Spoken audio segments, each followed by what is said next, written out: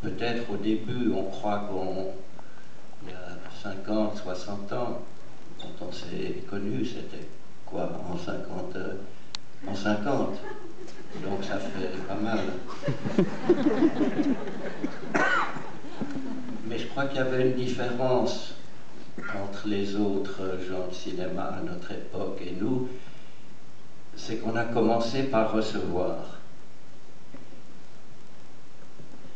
Même avant, on ne cherchait pas à prouver et à dire que c'était mieux, que c'était comme ça, mais on a commencé par recevoir, et on a commencé par recevoir ce qui s'appelait à l'époque le cinéma muet. Et on n'a pas fait les 3 ou 4 personnes de ce qui s'est appelé la nouvelle vague. On ne faisait pas de différence entre un film de 1918 ou un Griffith de 18 ou un film de... Après, les noms commencent à m'échapper. Murnau, etc., les Américains, enfin, même les Italiens, même quand on lisait ce qui était la revue du cinéma, avant les cahiers du cinéma, moi en tout cas, je me rends compte aujourd'hui que je recevais d'abord. Je ne prenais pas, et qu'ensuite c'est resté.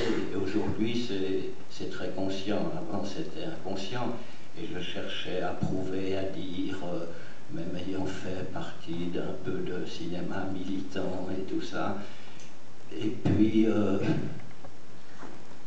donc j'ai du mal à dire aujourd'hui, j'ai voulu dire ça, et comme ça, en fait, je l'ai dit à un moment, emporté par la vie du moment, aussi par la jeunesse, quoique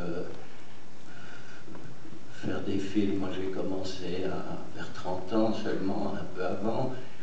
Mon ambition, ça a été longtemps de faire un film avant 25 ans, parce que j'avais lu que Orson Welles avait fait Citizen Kane à 25 ans, et puis en fait ça m'a pris plus de temps.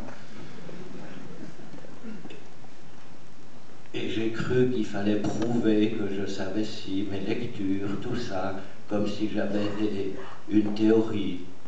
Je me souviens j'aime bien citer effectivement le biologiste ou le botaniste Jean Rostand disait, j'ai mis longtemps à comprendre ça, il disait les théories passent, la grenouille reste. Eh bien disons, là c'est la grenouille qui a fait le film avec 2 ou 3 petits crapauds qui faisaient une équipe magnifique. Et du reste, vous parlez de l'eau, vous voyez bien que la grenouille est bien dans l'eau.